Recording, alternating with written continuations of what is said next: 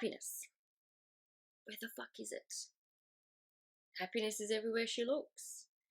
It is in the face of that woman over there as she stands so beautifully, with a can of happiness drink in her hand, smiling her white-toothed smile, telling her this will absolutely 100% make you happy, if you go and buy it right now.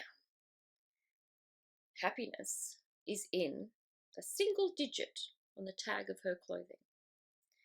Happiness is in her bank account. It is in her plane ticket to the next tropical holiday. It is in the four walls of her elegantly styled home. It is in the perfectly arranged photo in her newsfeed.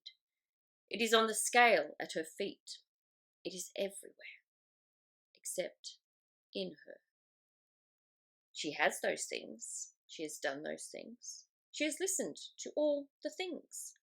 She has believed in all of those things that are meant to make you happy, but she is not happy. Her heart is not happy. It is sad and heavy. She is tired, weary from feeling so tired, fatigued at the thought of giving herself to any more of the bullshit. The bullshit, though, it is coming from within, not from without. All of that external stuff is a distraction, a way to keep her looking elsewhere instead of where she really needs to be looking, inside, toward her true and genuine happiness. Her happiness can be found hidden amongst each and every hateful and hurtful thought. It can be found peeking out from behind every single feeling she has ever had that impacted her mood, her disposition, and her spirit. It's her spirit she misses the most, that sense of completeness, that everything is wonderful just as it is. Instead, she is thinking a million miles an hour about all that isn't, all that wasn't, all that shouldn't be. Her focus has been torn away from the good stuff. Now her focus is held tight to anything that is bleak and gloomy and discouraging and depressive. Something is gripping her focus in its strong clutches so she can't turn her attention away from all of the negativity. And what is with all this negativity? Why is it so impossible for one unassuming, average and ordinary woman to see with great amplitude what is right in front of her?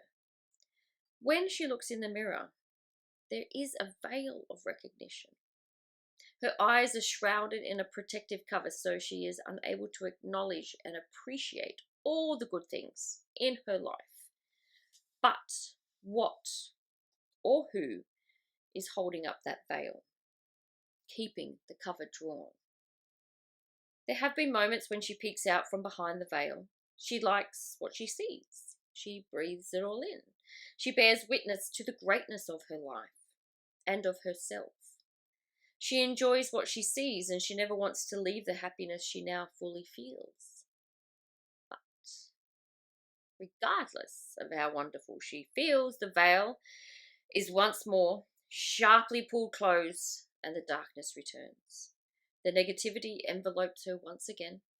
Life resumes as before. Misery becomes her. Her gloomy outlook settles back into place. Her happiness goes back into hiding. These theatrics have been going on for as long as she can remember. And she has had enough. As she thinks about her years gone by and the many times this has happened, she begins to question who is doing this to her. She believes so intently that there was someone up there who thoroughly enjoyed her suffering, so they continued to find new and despicable ways for her suffering to continue. Her previous conclusion was wrong. So, if that isn't the case, then who the fuck is it? It is she. She is the only one responsible for her own happiness, for her own negativity, for her own doom and gloom. But here's the kicker. It isn't all of her that is keeping her in that ridiculous misery. It is only one part of many. The voice inside her mind. You see, the little girl she used to be had no awareness of anything other than herself. She knew what she wanted and she asked for it. There was no right or wrong, bad or good. Life simply was, as was she. It was in the response of those around her that things began to change. Then this voice opened its illusionary mouth, and it hasn't shut up since. It repeats every mean and nasty word ever spoken to her. It talks incessantly about all that is wrong and bad about her and her life. There is no discrimination about her age. It does not care that she is only 9 years old and cannot tell the difference between what it is saying and the truth. The voice has held on to the perception of others. It has deciphered the difference between those that are perfect and all of her imperfections, continually rubbing it in her face until she believes it to be so. Her inside voice robs her each and every day of the satisfaction of all life's pleasures. It tells a perpetual story of what she doesn't have and what she should have. It is a never-ending mindfuck of how fucking completely and totally wrong she is as a human being. And that is why she will never be fucking happy. The end. Well, she'd like it to be.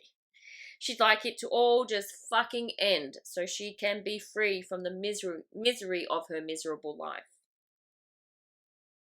But there is this other part to her that is not giving up, that won't let her give up. She feels her sense of presence ruminating within. She is the one who lifts the veil every now and again to show her the goodness of her life and of herself. She is the one who nudges her happiness into peeking out from her miserable emotions.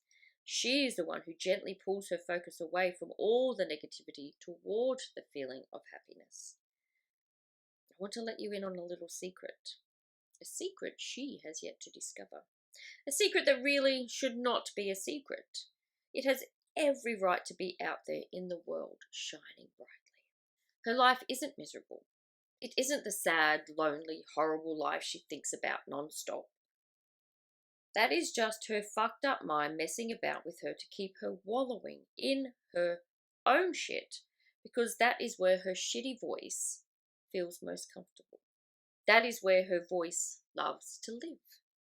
If her voice has the door closed on it, then it bangs incessantly until the door is opened in defeat. It pulls her back in to wallow once again. Now she is determined to slam that door shut and put 20 padlocks on it to really make sure her fucked up mind cannot drag her back to where she does not want to go. How does she do that? How does she quiet a mind that has been yelling so very loudly all these years and has had her full attention? Is not going to give up without a fight. She has to be strong. She has to believe there is more to her than those fucked up thoughts. Deep down, there is an inkling her life is not miserable. She merely has to believe it. See her life through a different lens. Take note of everything she has and everything she is. Forgive herself for not seeing it sooner. Let it go. Let it all fucking go and start afresh. Why is this so bloody hard? She groans to herself. What do I need to let go of so that I can finally feel happy? Notice how she said feel, not be. Being happy is different to feeling happy. You can behave happy in the moment, but if you're not feeling it, then the happiness disappears rather quickly. What comes first, though? Feeling it or being it? Is it possible to be it enough that eventually you feel it? Or does there need to be a tiny shred of feeling to become it fully and completely? She contemplates this thought. She wonders if her feelings are forever dead. She fears her feelings may never come back and she will remain dead inside until the day her whole body loses its humanly connection to all her pain and suffering. When each and every life-sucking feeling finally leaves her in peace. peace is what she is longing for now, not when she is dead. She wants to enjoy the forthcoming years with excitement and anticipation living inside of her. She wants to feel all of it. She wants to experience all of it with the knowledge she can always feel happy again, because life will not always be happy. It is life after all. It will most certainly throw many curveballs in her direction when her back is turned. She wants happiness to be her baseline, that true and wonderful feeling she can return to time and time again. The most important thing for her to do right now is to figure out how the fuck she feels happy when her mind is persistently showing her reruns of all its favorites. Here's why your life is fucked and you can't ever be happy reels. Focus, forgiveness, fortitude, faith, fearlessness, freedom. Feel it all. The 7 F's. These words enter her mind one by one. Screaming abruptly stops. Everything goes silent. Only these words remain floating in midair. Every word harbours a sense of possibility, a notion of what her life could be if she would only allow the self-inflicted suffering to end. Is she ready for such a redistribution of comfort? Is she ready to let go of all she has ever known and venture into unfamiliar territory? Will her mind and her body be able to detach themselves from what was misleading and incorrect, so she can finally see the truth of who she is without all that dishonesty blocking her view? Something is keeping me here. Something is holding me back from taking a big leap into the unknown. I need to find what that is before I can begin letting go of all of the bullshit I've been drowning in. With eyes closed, she silences her mind as best she can. Going within is the only way for her to find the answer she so frustratingly needs. Without words, she centers her attention to each part of her body, starting with her toes and making her way up to the top of her head. She feels an overwhelming sense of sadness, a heaviness she has never been able to explain.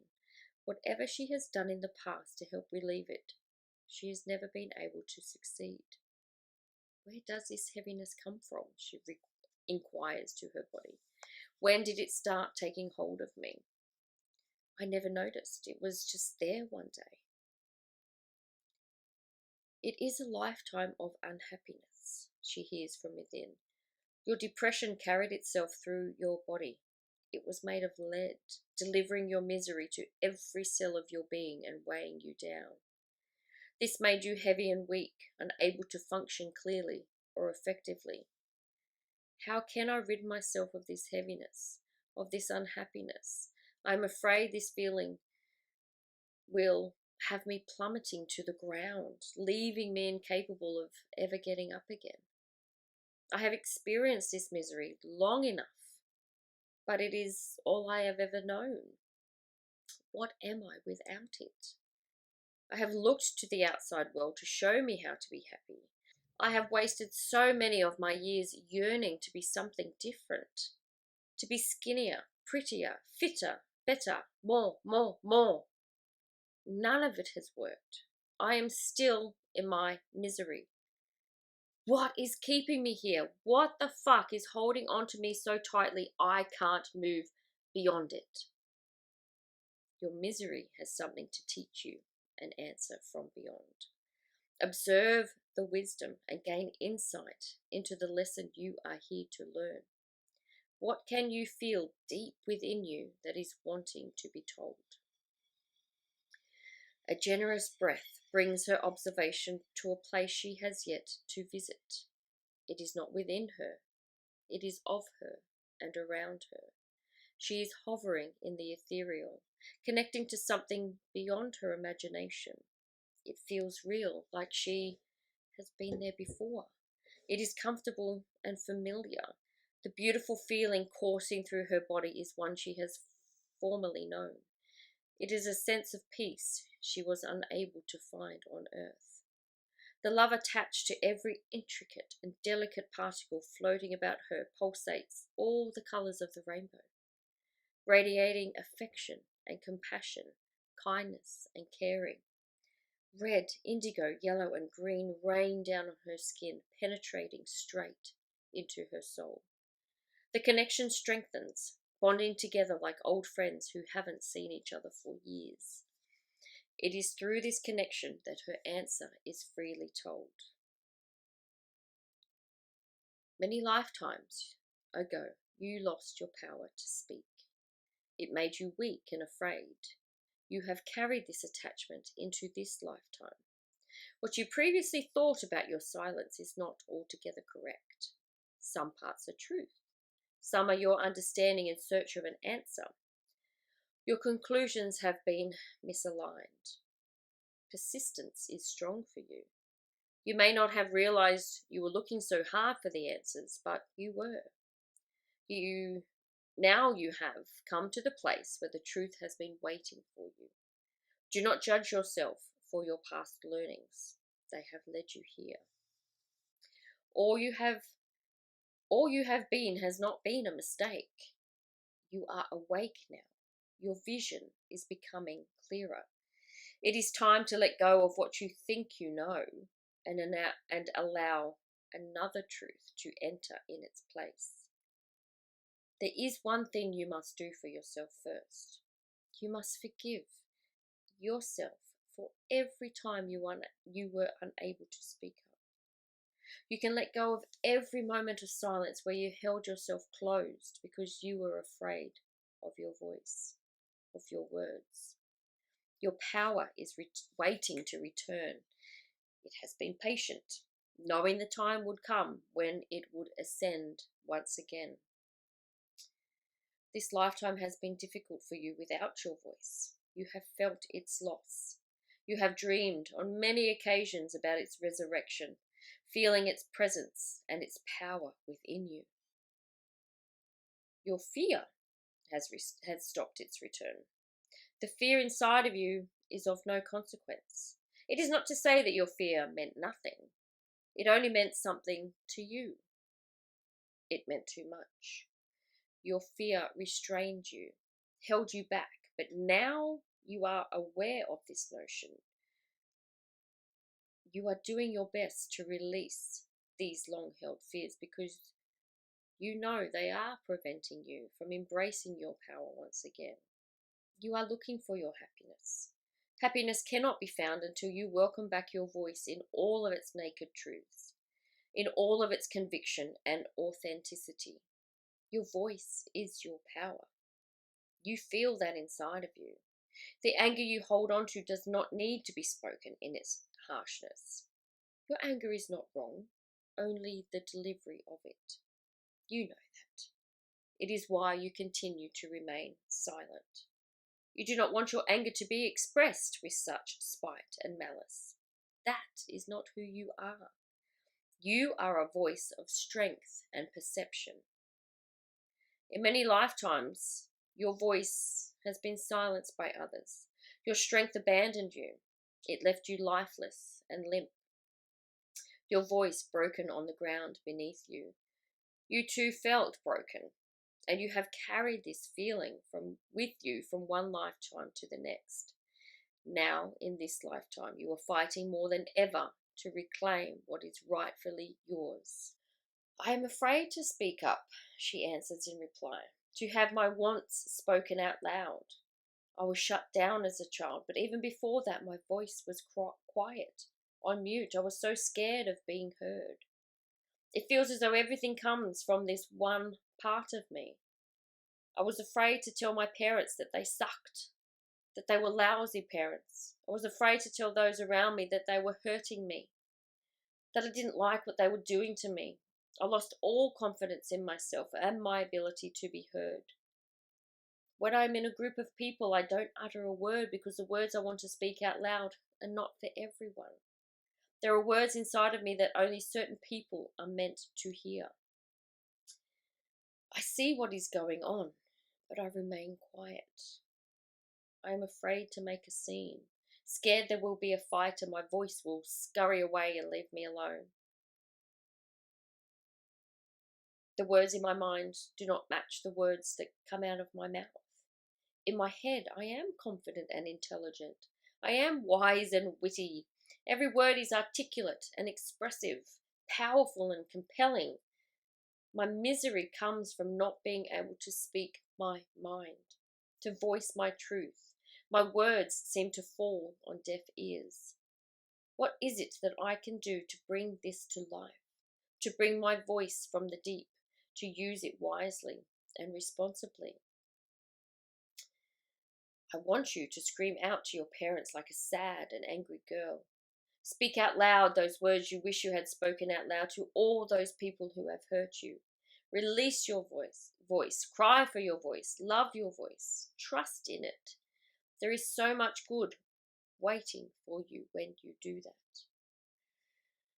I'm scared to do that. I'm scared to open up my voice without restriction because I cannot bear the thought of breaking down, of crying my eyes out, of letting go of all that I have held on to. My mind is keeping me there, reminding me of how much I don't like to cry, of how much I don't like to show my emotions because my emotions are bad. I am bad. I don't deserve to have them because no one cares about them. No one will come and comfort me when I am upset and angry. I feel all alone. I want someone to hug me while I cry and tell me that it is okay, that I am okay. I don't want hurtful and angry words telling me to stop crying, to stop feeling the way I do because my feelings are wrong. I want the little girl inside of me to not feel rejected and unloved, to be so hurt by her parents' actions that she shut down and gave up on herself. She ate herself sick. She punished herself with food to rid herself of the pain. All she ever wanted was a loving hug. Your mind convinced you there were never any loving hugs. There were some, but not enough. Not enough to wipe away all the pain and suffering. You can do that for yourself now. I will tell you how. Let go of your fear. This fear is made up, not real. When you release this fear, your vision will clear.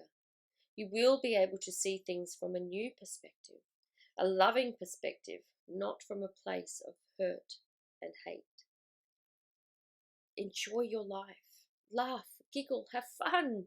There is no need to be so serious with everything. Your need to feel responsible for everything dominates. But the best words I can offer you are these. Love is everywhere if you stop looking so hard for it. All you need to do is go quiet. Go within.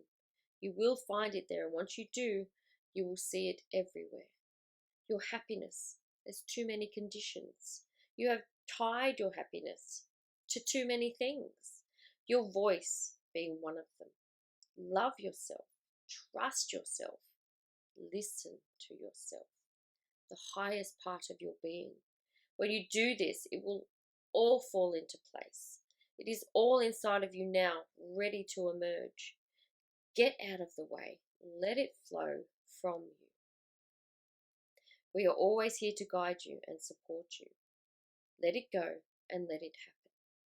In time, your happiness will return. Your voice will be stronger than ever, and you will never doubt yourself. Be strong. Have faith. You are here for a good time, not a terrible time. Enjoy all you have. Be grateful and give thanks for all of it, even the not so great parts.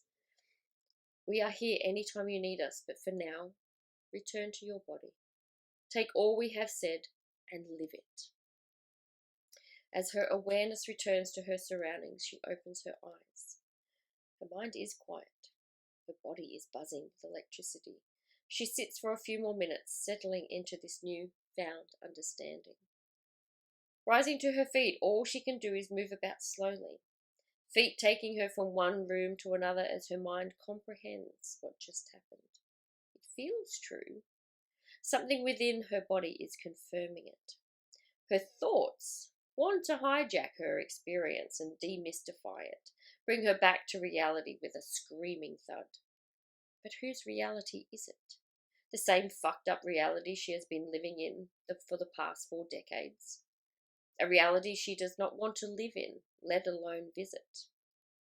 This will be her challenge, her commitment to retain what was said to her, to let it take over until it becomes her.